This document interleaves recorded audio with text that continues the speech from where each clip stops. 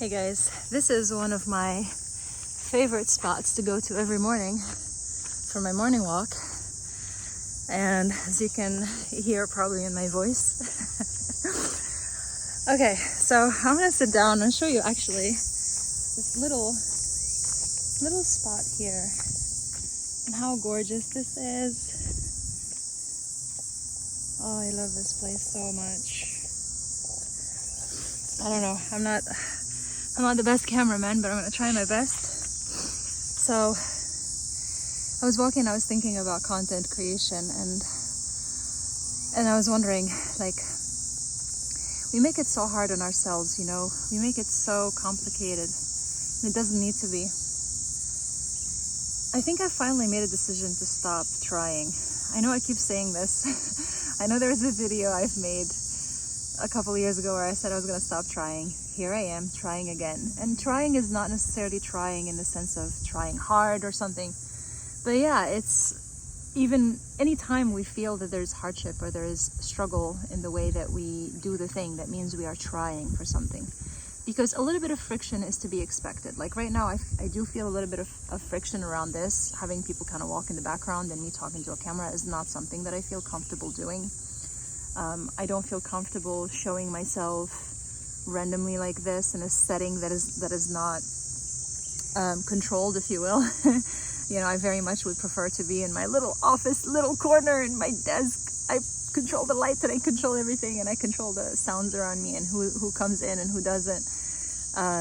But here I am out in nature and, you know, sweaty as fuck, and I haven't prepared a topic or anything. It's just responding to whatever it is that I've been thinking about this morning and just transmitting it live, right? This is what I'm going through. This is what's happening. This is my quote unquote content. It's a conversation. And like I tell my clients all the time, content is really just conversations.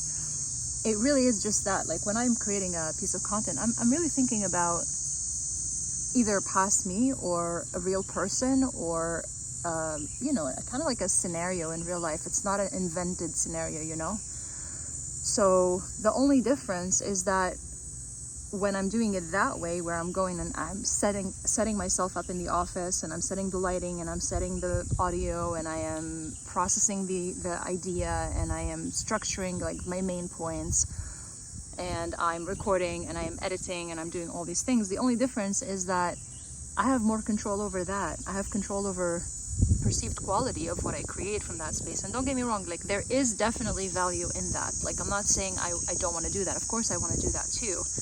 But there is something to be said for the ability to just take out your phone or your camera or whatever it is that you're walking with and just kind of recording yourself in the moment and sharing what's actually going on in your mind. And if we want to create a business that is really reflective of who we are, like the first step is to be at peace with sharing those sides of ourselves. And that goes, what I'm learning is beyond what we're sharing online, but also in real life, because I find that I talk a lot about full self-expression online, but the truth is I notice that I am not expressing that fully in real life, right? So online, I'm like, yeah, Brenda, full self-expression. And then I go online and I'm like, well, I don't want to talk to people, you know, I want to be by myself. I don't want to pull out my camera in front of people. And like, I'm okay with recording myself, talking to myself, believe it or not. Not okay with being caught looking at a camera, recording a piece of content. Weird.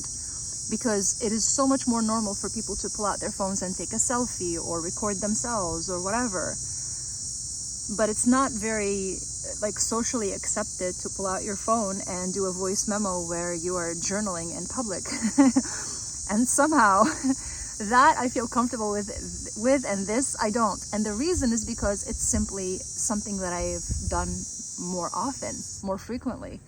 I've been recording these voice memos for 10 years, so I don't feel embarrassed for, like, if people know or notice that I am, you know, talking to myself, basically processing my own thoughts in public. I might, you know, lower my voice if I'm recording something that's a little bit too private, but I don't care. But if I'm recording something like this, because I haven't done it very frequently, I feel a little bit embarrassed. But that's exactly why I decided, you know what, it's okay. Like I noticed people walking behind me and stuff, and I'm like, yeah, it is what. And some of these people, by the way, like I know I will see them again because I've seen them before. They're not complete strangers. They come to this area pretty often like I do. So, ooh, I just saw a beautiful little snake in the water. Pretty far away from you. But anyway, the point is this is exposure therapy, right? This is everything that we say, I am this, but I'm not that. I do this, but I don't do that. I feel comfortable doing this, but I don't feel comfortable doing that. It's really, you feel comfortable because you've done it before many times, you know? And if I keep saying, oh, I wish I could just make content creation so easy and so seamless in my day and so effortless, even more effortless, even though it's not a lot of effort. Generally, it's not so much effort that it breaks my back, but even more effortless, where I can just simply take out my phone and talk to you guys like this. And I keep saying, I wish I could, well, I can. Look at that. I just pulled out my phone and I made this video. And if my concern is that it's not going to be as streamlined as if I'd given myself a chance to structure my thoughts, you know, break down with some questions. Like, I have a process. For those of you who work with me or have tried my process in the past, you know that I have a process to come up with ideas, a process to process the ideas, to break them down, questions to ask yourself to really dig deeper into the idea, and then how to structure it so that it's not mush, like it makes sense to the listener as well.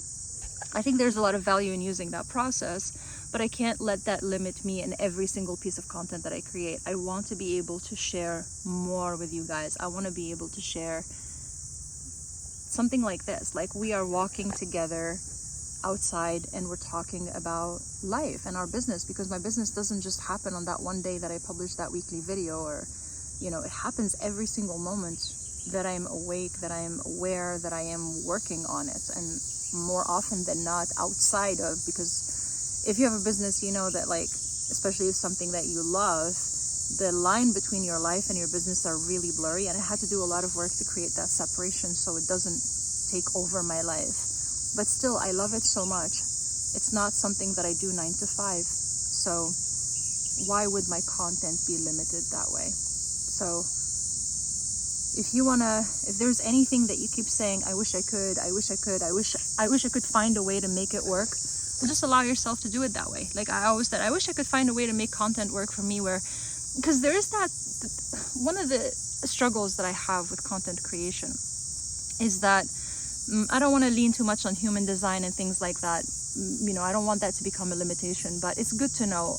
I'm a manifesting generator, 4/6, with defined sacral, and responding is my strategy. Now, I never dived into these things. Dived? Is that a dove? Sorry, English is not my first language, and despite having practiced this freaking language for God knows how many decades, I still every once in a while discover there are areas I'm not really sure of. Anyway, so I never really spent much time and energy figuring out what all these things mean, but what I do know at a surface level is that typically a person with a responding strategy, for example, is someone who waits for things to happen and then kind of just responds to those things, like, oh yeah, like this sparks something in me, I want to say something about it. And that's so freaking true about content creation. There are so many moments where I have a spark for an idea and I'm like, yes, I want to say something about this, and I have all this energy, I feel all this energy come up and I want to say something, and then I go record that in an audio, not in a video, but it's an audio, and then I forget about it and I don't feel excited to share it anymore. I'm like, whatever, like I said what I wanted to say, it came out, awesome, moving on, right? Or the other thing that happens, which is worse, is I take it in my notes, I put it in my notes, I'm like, okay, I'm going to talk about this later, and then later comes and I look at it, I'm like, yeah, I could still talk about it, and I still do. I still sit down and do it, but the magic is gone. There's something about it that's not there anymore. I don't know why, but something about it isn't there anymore. There's just like, the wave is not there anymore. You know what I mean? So I sit down and I process it with, you know, okay, this is what I want to talk about. This is why you should care. Here are the main points. Here's my recording. And okay, I edited it and da-da-da-da-da-da. And then it's like gone. And really the only time where I feel like it works better for me to use that system is when I have something that is so, it hasn't like come up in the moment, but instead it's something that's been brewing in my mind for so long. So an example of that is bigger, gnarlier issues. Like when I was starting this journey with Brands Are Alive, I always thought you need a niche, you can't build an audience or start a business without a niche. And up until that point, every single one of the projects and businesses that I started for a specific client profile. With this one, because it's a brand of full self-expression and I'm figuring things out as I go and things like that, I was like, well, I don't know what my niche is, and I don't care. I don't want to have a niche, I just want to talk about things that matter to me. So how am I going to build a business that attracts a buyer when I don't even know who I'm talking to? Like, it's not a specific profile, it's not a specific person. And so I decided that I was going to take a chance on myself and just do it my way, even though every fiber in my marketer being is telling me, well, you can't do that, you can't do that, you can't do that. Well, I did it. I started talking about things that attracted me and things that were exciting to me, and lo and behold, it started to attract the right people to me. And with conversations with those people, I realized the common denominators, and those turned into offers. And then I refined it into one offer that I love the most, which is Brand of Full Self-Expression, which is now a group program, and I love it so much. So, and it's not the end of things. I mean, I'm going to be building digital products and things like that in the future. I'm just really I give these things as much time as they need to unfold in the most beautiful way possible. I don't want to burn it, I don't overcook it too quickly just because I'm eager to get it to a certain point. I'm giving it a lifetime where it's a work of art. To me, this is my art, this is my work. And just like if you're painting, you paint something and then you come back to it later, you revisit it, you redo, you do more and more and more, you change certain things, but you don't try to rush it. It's not something that you rush in, an hour or two or a month or two. So anyway, so point is, all of that happened in the most beautiful way, but I didn't have any control over how exactly it was going to happen. I can only look back in hindsight and go, okay, these are the major steps that I took that got me here, that if I knew what I know today, this is what I would have done. And that's why those things became part of the Brand of Full Self-Expression. So this topic of niching, that I'm not kidding you guys, I spent about a year and a half at least obsessing over. I remember going with my husband to restaurants and like sitting in the restaurant and being like, oh, that niche thing. And he's like, no, it's okay, you can do it without. I'm like, you don't understand, you have to have a niche. And he's like, he's not a marketer, but he understands enough about marketing. He has experience in marketing, but he's not a marketer by trade, right? I was more indoctrinated with marketing, with the marketer thinking. And so it was harder for me to let that go or to trust. But I trusted myself, and I'm so glad I did that. And so that niche problem, because it was so gnarly and it sat in my fucking head for so long, when I finally created a video about it, I think I gave myself like 3 weeks or a month just working on that one video. But it was so fun because it was so deeply embedded. There were so many things for me to think about. There were so many things for me to process, such as, okay, if you don't have a niche, this really touches so many areas in your business. It touches how you create offers. It touches how you market yourself, where you market yourself, your messaging. When do you create a niche? And I mean, now it's more clear to me who I'm talking to, a specific person. But a niche is something you have to fall in love with all your heart. You have to believe in it 100%. And if you haven't found it yet, found it, discovered it, not just pick whatever, but discovered the right one for you. Don't settle, don't rush it. You got to give yourself time. You can create the content, attract the people, have the conversations, and keep your options open. And you better believe I sold before I had a fucking niche. I sold my one-on-one packages and my one-on-one program before I had a niche. And yeah, like I said, it took a while to discover that. So anyway, so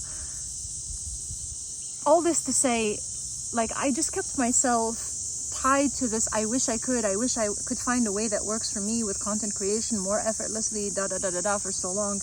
But the reality is, it's always been there. It's always been possible.